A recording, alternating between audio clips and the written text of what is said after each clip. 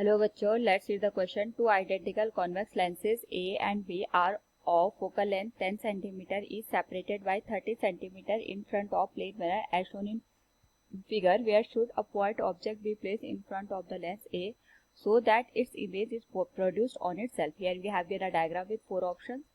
Now to answer this question, first we will discuss here the key concept, and here the key concept is given as image formation by lenses and plane mirror. तो plane mirror के through जो भी image बनती है वो हमें ध्यान रखनी है.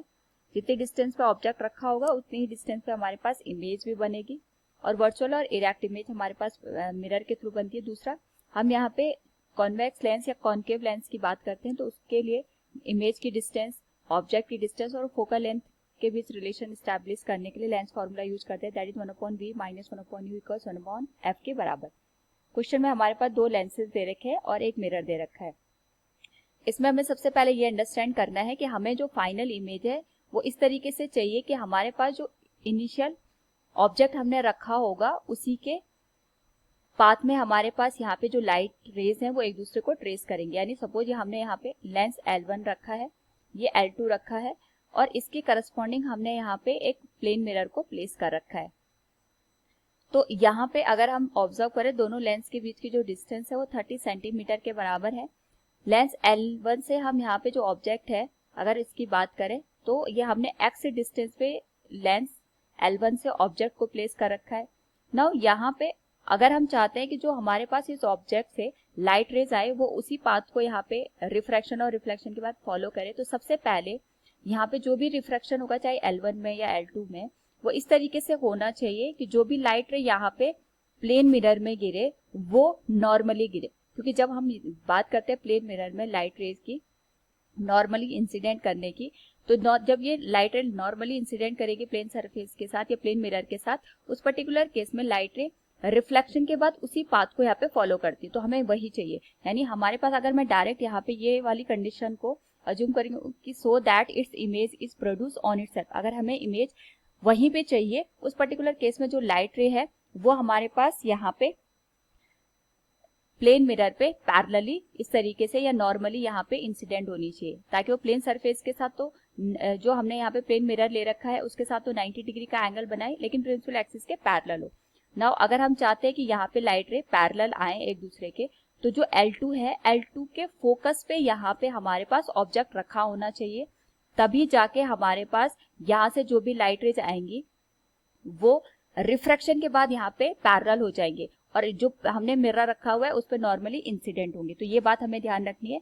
जो भी यहाँ पे हमने ऑब्जेक्ट रखा है वो हमारे पास L2 के फोकस पे होना चाहिए. एंड वी नो दैट जो हमारे पास A और B है इनकी जो फोकल लेंथ है 10 सेंटीमीटर है. यानी हमारे पास यहाँ पे जो ये ऑब्जेक्ट है अगर मैं इसको O नाम दूं, L2 से ये 10 सेंटीमीटर की डिस्टेंस पे बनना चाहिए ताकि यहाँ से जो भी लाइट रे निकले वो एक दूसरे के पैरेलल हो और प्लेन मिरर पे ये यहाँ पे नॉर्मली इंसिडेंट करे.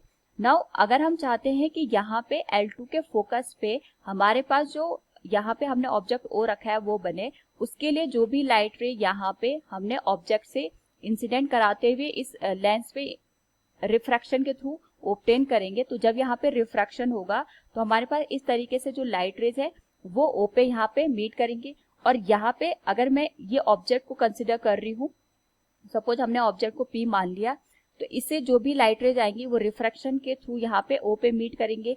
तो जो ये हमने O यहाँ पे पॉइंट लिखा है ये बेसिकली L1 के लिए इमेज का काम करेगा, लेकिन L2 के लिए ये एज एन ऑब्जेक्ट का काम करेगा.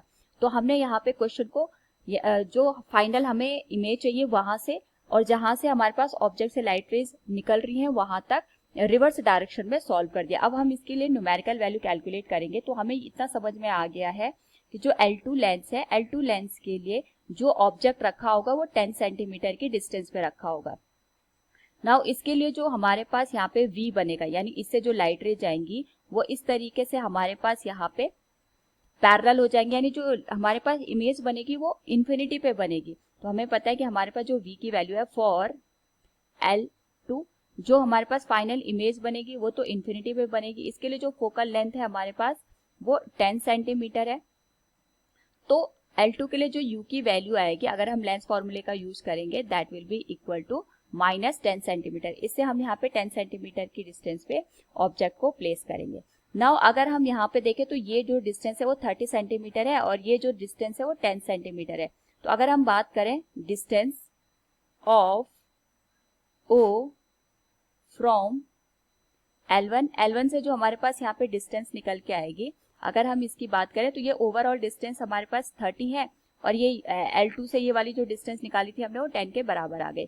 तो L1 से O की जो डिस्टेंस आएगी that will B 30 minus 10 20 centimetre के बराबर।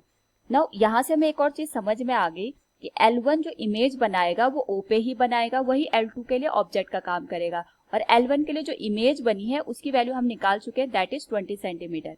यानी फॉर L1 हमारे पास जो इमेज आएगी उसको मैं V' से रिप्रेजेंट कर रही हूँ, दैट विल बी 20 सेंटीमीटर। जो फोकल लेंथ है हमारे पास वो 10 सेंटीमीटर के बराबर है और जो ऑब्जेक्ट की डिस्टेंस है यहाँ पे उसको मैं x मान रही हूँ, इसी की वैल्यू हमें कैलकुलेट करनी है।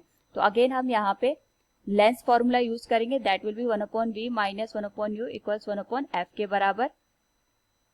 नाउ यहाँ पे अगर हम बात करें हमारे पास जो v की वैल्यू है वो तो 20 सेंटीमीटर के बराबर आ गई, u की वैल्यू हम यहाँ पे कैलकुलेट करेंगे और f हमारे पास यहाँ पे 10 सेंटीमीटर के बराबर दे रखा है, यानी this will be given as 1/x equals 1/20 minus 1/10। LCM हमारे पास आ गया 20 के बराबर, तो दिस विल बिकम 1 माइनस 2, ये आ जाएगा -1/20, यानी x की जो वैल्यू है ये आ गई -20 सेंटीमीटर। तो जो ऑब्जेक्ट है ये हमने लेंस से 20 सेंटीमीटर की डिस्टेंस पे रखा होगा। So we can say option A is the correct one. Hope all you understood it. Thank you and best of luck.